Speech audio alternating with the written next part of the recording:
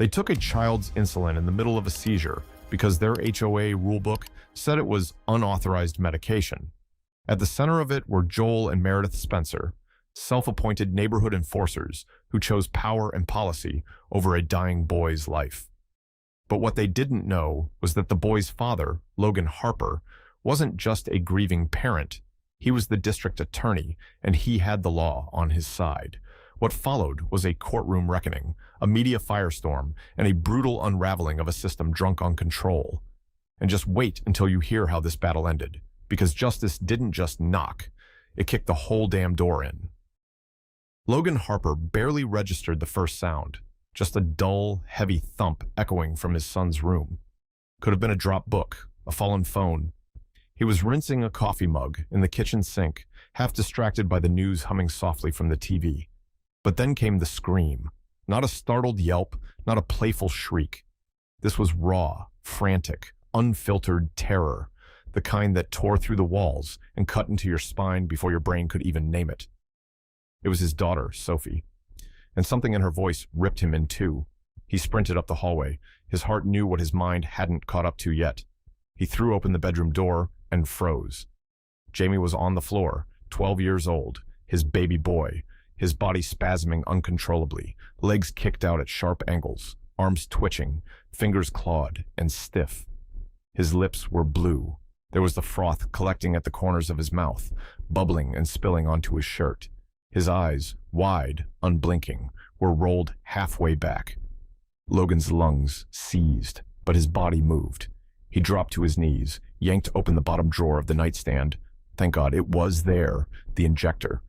He ripped off the cap with his teeth, turned toward Jamie's thigh, ready to plunge it through the denim, and then the doorbell. 1 ring. 2. A pause, then pounding. No longer a ring, a fist, then another fist, then the voice. Mr. Harper, HOA demands you open the door immediately. Logan blinked. What? What the hell? Mr. Harper, open the door. He glanced back down at Jamie. Another convulsion rattled the boy's chest. Sophie was crying now, crouched by her brother, sobbing out garbled words. Hold on, Logan muttered to no one in particular. Jesus Christ. He sprinted to the hallway, auto-injector clutched in his hand like a weapon. He yanked open the front door. 2 figures stood there. HOA vests. Meredith Spencer and her husband Joel. Logan knew them. Everyone in Lakewood Estates knew them. Meredith had that tight, no-nonsense smirk, clipboard in hand like she was running for dictator. Joel stood tall beside her, arms folded, the smug authority of a man who'd never once doubted he was right. Joel's eyes dropped to the injector in Logan's hand. You're in violation, he said flatly. Logan blinked. What? You're storing unauthorized medical substances. That's against HOA Code 14C. These could pose a risk to neighborhood children. Logan stared at him. He's having a seizure. Joel raised a hand. We've received reports. We have to take this for inspection. You what? Before Logan could step back or process what was happening, Joel reached forward and snatched the injector clean out of his hand. Hey, Logan shouted, his voice breaking into panic. Give that back. My son, he's dying. Behind him, he could still hear Sophie wailing. Joel didn't flinch. He stepped back as though Logan was radioactive. We'll pass it to community safety. Procedures exist for a reason. He's not a procedure, you goddamn psychopath, Logan roared. He's a little boy, my son. You just... He took a step forward, fists shaking. You just took his chance to live.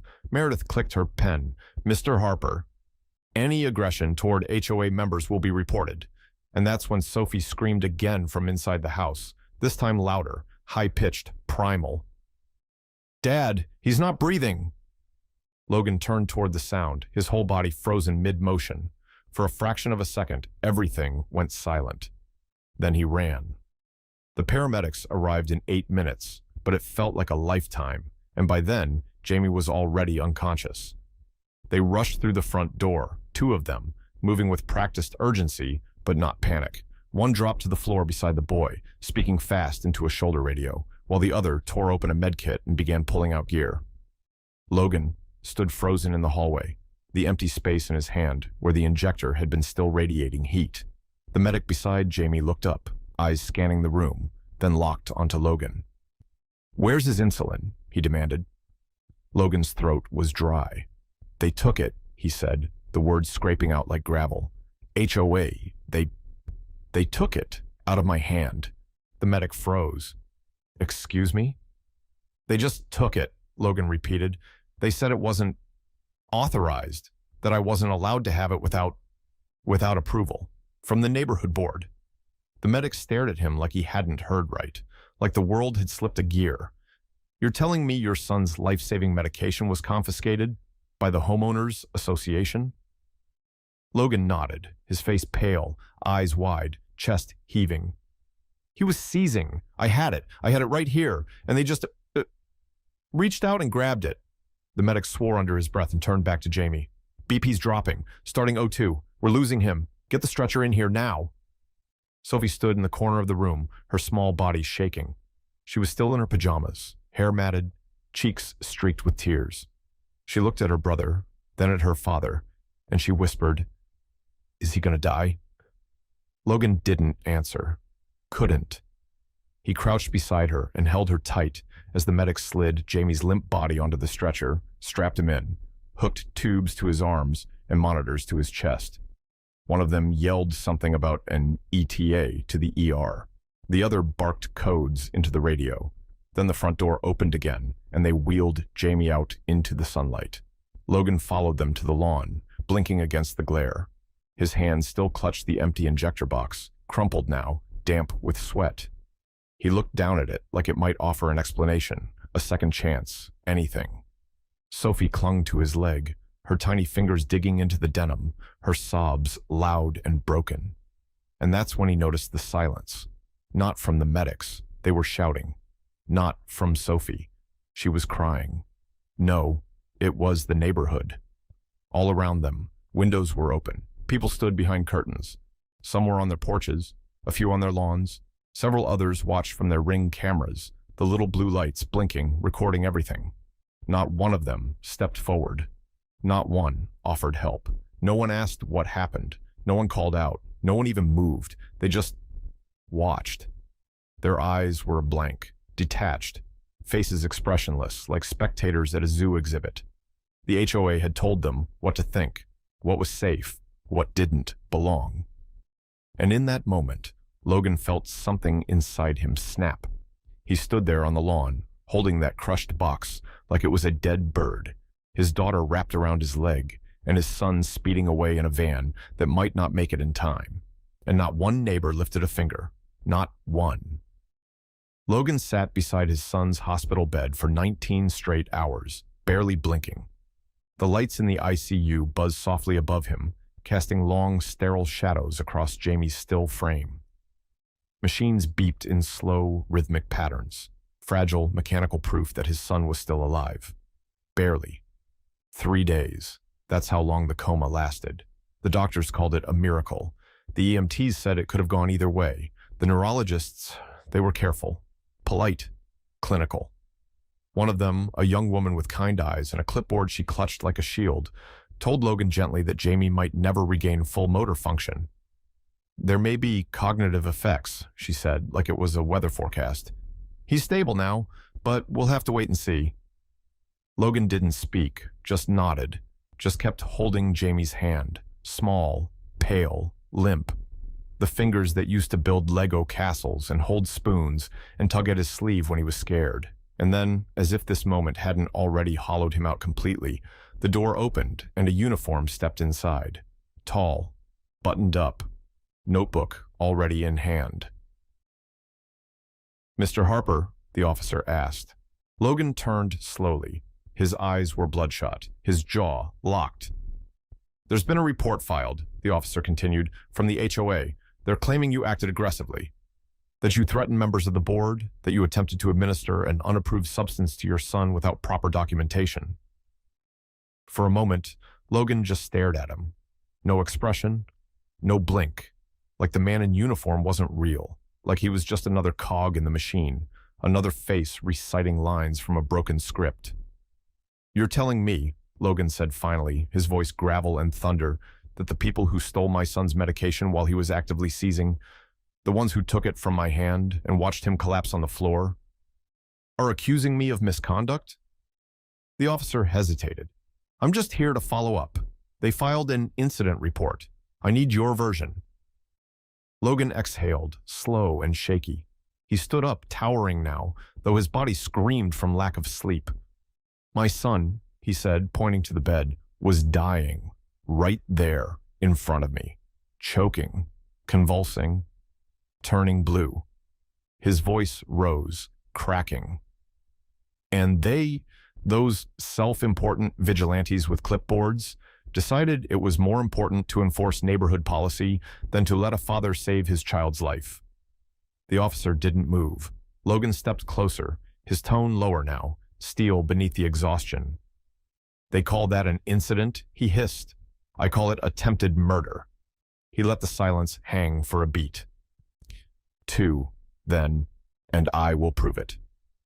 That night, long after visiting hours had ended and Jamie still lay unconscious beneath a tangle of wires and blinking monitors, Logan sat alone in the hospital's dim family lounge. The vending machine buzzed in the corner. A nurse's voice murmured through a distant hallway. The silence was heavy, stretching across his shoulders like a lead blanket. His laptop sat open in front of him, a small glowing rectangle in the dark. The screen read, Logan Harper, District Attorney of Travis County, his official account, his badge in digital form. He stared at it for a long time. He knew the rules. Using his office for personal business could cost him his position. There were lines, protocol, oversight. He'd signed the ethics agreement himself, but they'd already crossed every line that mattered. They had made this personal. They had taken the breath from his son's lungs, and if they thought he'd sit quietly and let it pass under some dusty HOA bylaw, they had no idea who the hell they were dealing with. He cracked his knuckles, opened a blank email draft, and started typing. By morning, every newsroom in Texas had it. Within hours, it hit national. CNN, Fox, MSNBC, independent watchdog blogs, local talk radio, even morning shows that normally stuck to bake sales and high school football ran with it. The headlines hit like fire. HOA confiscates child's insulin mid-seizure. Child nearly dies. District attorney alleges attempted murder by homeowners association. Father, my son seized. They enforced rules. His phone rang non-stop. His inbox flooded. Reporters, advocates, parents, senators, lawyers. Everyone wanted the full story. Everyone wanted blood. And Logan gave it to them. He held a press conference on the courthouse steps. No suit, no prepared remarks. Just a father with a broken voice and a file folder filled with HOA bylaws, medical reports, and the crushed injector box sealed in a Ziploc bag. My son, he said, eyes hard under the sun, lay dying on our living room floor, and these people, these bureaucrats playing sheriff, decided that paperwork mattered more than breath. The crowd didn't move, didn't blink. I am pursuing felony charges of attempted murder against the individuals responsible, and I will not stop until they answer for what they did. The next day, the HOA tried damage control. They released a statement. The association acted in accordance with safety protocols. They called it a misunderstanding. They offered thoughts and prayers. It was too late. Within hours, social media was ablaze. #Oh a crime #, let him breathe #, insulin is not a dull weapon. Parents rallied. Protesters showed up at the HOA's office in Lakewood Estates, waving signs and demanding resignations. Someone brought a literal coffin and left it on the front steps with a handwritten sign duct taped to the lid. This is what happens when HOA plays God. Copies of the HOA codebook were set on fire in driveways across the county. They'd wanted control. They got chaos. 2 weeks later, Logan Harper filed the case. He had stepped down from his duties as district attorney the day before, recusing himself with a written statement that left no room for speculation. He would not allow personal bias to interfere with due process, but he would not let the matter go unanswered either. He handed the case to the Special Crimes Commission. That Monday morning, inside a packed courtroom humming with tension, the charges were read aloud. Count 1, attempted murder of a minor child. Count 2, reckless endangerment. Count 3, abuse of administrative authority resulting in critical bodily harm. The defendants, Joel Spencer, Meredith Spencer, and the Lakewood Estates Homeowners Association, represented as an entity complicit through policy and enforcement. The prosecution team, handpicked from the district's most respected litigators, began the trial with a single piece of evidence, a video. Footage from Logan's own doorbell camera. It played without commentary. In crisp clarity, the courtroom watched as Joel Spencer reached forward and ripped the injector from Logan's hand, watched as Logan shouted, watched as Sophie's scream echoed in the background, watched as Joel, expression blank, stepped backward and tucked the life-saving device into his vest. The room was silent. Then came the next clip, Logan kneeling beside his convulsing son, reaching for help that was no longer there. The prosecution attorney rose, her voice calm, deliberate. "If the HOA had not intervened," she said, addressing the jury, "that child would be healthy today. These weren't just poor decisions. These were calculated acts of control disguised as protocol. They were not careless. They were criminal." Over the next 3 days, testimony poured in, from emergency responders who confirmed that the 8-minute delay in insulin administration nearly cost Jamie his life, from neighbors who described the Spencers as zealous, paranoid, and obsessed with rules, from medical experts who detailed in sobering terms how seizures like Jamie's cause irreversible damage when not treated immediately. The defense tried to shift blame to procedure, to misunderstanding, to chaos. They called the incident tragic but unintentional. They painted Joel as a concerned citizen, acting out of caution. They described Meredith as misinformed, not malicious. But the prosecution dismantled it all. They introduced emails recovered from HOA internal threads, messages showing that Joel had pushed for stricter medical oversight weeks prior to the incident. One note read, in part, "Parents need to stop playing doctor in their homes." They revealed that Meredith had been reprimanded years earlier at her job in a private care facility for overstepping patient privacy laws. They submitted the HOA's own codebook as evidence, highlighting vague language that granted board members temporary confiscation authority over any items deemed potentially hazardous. "Hazardous," the prosecutor repeated in closing arguments, "like a child's insulin." She turned toward the jury, her voice cutting through the courtroom like a blade. This was not safety. This was control. This was arrogance wearing a uniform. She paused, and it almost killed a child. By the 6th day of the trial, the courtroom had settled into a rhythm. Witnesses, evidence, rebuttals. But the air still carried tension, like a wire stretched too tight. Everyone knew something bigger was coming. They just didn't know when. It came mid-morning. The prosecution introduced a series of internal HOA documents obtained via subpoena, documents the defense had fought to keep sealed. 1. A 74-page administrative manual used by Lakewood Estates board members included language that hadn't been updated or even reviewed since 2011. On page 26, under a section titled Emergency Community Protocols, were the words, "Board members reserve the right to temporarily confiscate any item, substance, or object deemed unsafe or inappropriate for the residential community, including but not limited to tools, hazardous chemicals, or unregistered pharmaceuticals." The courtroom held its breath. The prosecution attorney didn't raise her voice. She didn't need to. She simply turned to the jury and said, "That clause allowed untrained civilians to intercept medical treatment, without license, without oversight, without consequence, until now." It landed like a grenade in the silence. But that wasn't the only bombshell. The prosecutor moved to admit a personnel file, sealed until that morning, belonging to Meredith Spencer. A former employee of Bellbrook Assisted Living, Meredith had been terminated 5 years earlier following an internal investigation. The report detailed multiple instances of disregard for patient autonomy, unwarranted interference with prescribed medications, and inappropriate disciplinary behavior towards staff. Her exit interview described her attitude as rigid, punitive, and dismissive of professional boundaries. When asked on the stand if she remembered being fired, Meredith's jaw twitched. "It was a misunderstanding," she muttered. The attorney raised an eyebrow. "Misunderstandings seem to follow you, Mrs. Spencer, but they tend to look like patterns." Then came the final thread, the one that pulled the whole fabric apart. The prosecution introduced a motion to revisit voir dire records from a case 5 years ago. Joel Spencer, it turned out, had once applied to serve on a local jury panel. His application was rejected. The reason? An official objection, signed by then District Attorney Logan Harper, citing concerning social media activity and racially biased commentary inconsistent with impartial service. Screenshots were shown, posts made under Joel's public Facebook profile, memes mocking ethnic names, comments about the kind of families moving into nice neighborhoods, statements about fathers who think the law doesn't apply to them. When asked if he remembered being rejected, Joel said nothing. When asked if he blamed Logan Harper for that rejection, his silence answered for him. The prosecution rested their case for the day with no dramatic closing, no shouting, no grandstanding. Just a single, devastating sentence. This was never about safety. It was about power and a grudge. The courtroom was silent as the jury filed in, every footstep amplified by the tension thickening the air.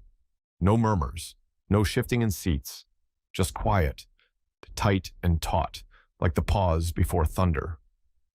12 men and women took their places, their faces grave, shoulders stiff. No one looked at Joel Spencer.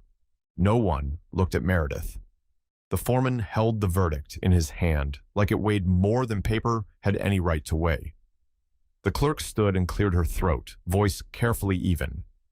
In the matter of the state of Texas versus Joel Spencer, we the jury find the defendant, guilty on all counts. It landed with a thud no one could hear, but everyone felt. Attempted murder, endangerment, abuse of authority. Joel sat frozen. No twitch, no flicker. Just that same rigid posture, arms folded, lips pressed in a straight line, as if he still believed dignity could survive justice. Meredith flinched, barely, but kept her eyes low. The clerk continued. In the matter of the state of Texas versus Meredith Spencer, we the jury find the defendant guilty on counts 2 and 3 and not guilty on count 1. No one gasped. No dramatic reactions. Just more silence. It was heavier than any shouting could have been. Judge Halstead gave a brief nod, then called for sentencing. There was no delay. The prosecution delivered a summary of damages, medical records, impact statements, prognosis updates. They submitted new expert analysis showing that Jamie's delayed insulin had caused measurable, likely permanent neurological trauma, executive function, motor delay, memory inconsistency, possible behavioral shifts. The word they used, carefully, was irreversible. A pediatric neurologist took the stand briefly. This child, she said gently, will grow, but not unmarked. Then the victim spoke. Logan didn't stand. He'd submitted his statement in writing. He'd said what needed to be said in court already, and the evidence had done the rest. But Sophie, just 10 years old, had written 2 sentences in crayon on pink paper. My brother is different now, but I love him even more. It was handed quietly to the judge. When sentencing began, Halstead's tone changed. He no longer sounded like a judge reading protocol. He sounded like a man confronting the collapse of moral order in the name of policy. He faced Joel first. Mr. Spencer, your actions were not spontaneous. They were not chaotic. They were deliberate, calculated, justified in your mind by rules you had no business enforcing. Joel stared ahead. You denied a father the chance to save his child, not because it was right, but because you thought you were. The judge paused. You are sentenced to 6 years in a state correctional facility. You will begin serving immediately. No sound. Then he turned to Meredith. Mrs. Spencer, your case is different, but not lighter. You have a documented pattern of inserting yourself where you do not belong. You stand convicted of contributing to the harm of a child. Meredith's shoulders shook as she cried silently into her hands. You are sentenced to 4 years of supervised probation, along with 1,000 hours of mandatory service at the Austin Pediatric Trauma Center, a place where, perhaps, you will learn what care actually means. Then Halstead reached for a final document, a court order, stamped and sealed. This court, by authority of the state of Texas, hereby orders the permanent dissolution of the Lakewood Estates Homeowners Association. Its charter is nullified, its assets frozen, its legal standing revoked. Still, no applause, no cheers, only the weight of finality. And then the judge said, slowly, with the full force of a man who had heard enough lies for one lifetime, administrative power does not outrank human life, especially not the life of a child. And with one firm strike of the gavel, It was over. 2 months later, Jamie sat at the kitchen table, his left hand resting beside the paper, while his right hand, still shaky, clutched a thick yellow pencil. His fingers gripped it too tightly at first. He adjusted, took a breath, then began again. He was relearning how to write. Each letter came slowly. Hesitant lines, uneven pressure, awkward curves. It wasn't pretty, but it was progress. And to Logan, sitting quietly across the table, it looked like a miracle. Jamie's tongue peeked out between his lips as he concentrated. Eyes narrowed behind oversized glasses. He pressed down hard and dragged the pencil across the dotted line paper in a jagged arc. Then another line, a loop, the letter J barely. But it was his own. When he finished, he looked up at his father, eyes wide with cautious pride. "I did it," he said. The words came slow, soft, slurred at the edges, but real, present. Logan swallowed hard before answering. He smiled, nodded once. "Yeah, bud, you really did." Jamie smiled back, big, crooked, and pure. Then, just as suddenly, he laughed. A small, broken sound that grew into a real laugh. It filled the kitchen like sunlight. Logan hadn't heard it in weeks, not since before the seizure. It hit him harder than the verdict, harder than the trial. It was the sound of something returning. Later that evening, Jamie cried when his marker dried out in the middle of coloring. He cried again when Sophie beat him at a board game and didn't let him win. Logan didn't rush in. He didn't fix it. He just let Jamie cry. Because crying was good. Crying meant he felt something. That meant he was healing.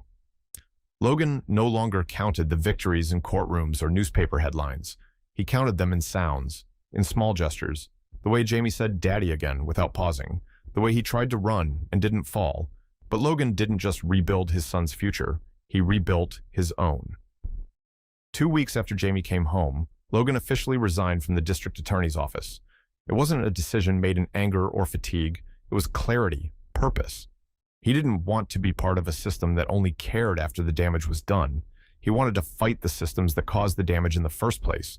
He opened his own firm, Harper Legal, Civil Rights and Administrative Abuse. It was modest, just a small office space above a cafe near the courthouse. No receptionist, no polished ad campaigns. Just a desk, 2 chairs, a stack of intake forms, and a promise. He didn't hang his degrees, didn't display his photo from the courtroom steps or the headline from the Times. But on the wall behind his desk, he mounted a hand-carved wooden sign. He'd burned the letters himself during the long nights while Jamie slept down the hall, machines still blinking, still breathing beside him. The sign read, "You can take away rules, but you cannot take away breath." Everyone who stepped into that office saw it.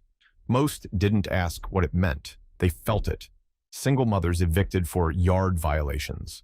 Disabled veterans fined for building access ramps. Immigrants harassed by neighborhood boards for hanging laundry too visibly. Parents of kids with epilepsy, autism, diabetes, choked by HOA policies that treated medical supplies like contraband. Logan took their calls. He filed their motions. He showed up again and again. Not every case made headlines. Not every battle was won. But every time a pencil trembled in a child's hand, he remembered why he kept going. Because rules can be rewritten, but a child only gets one life.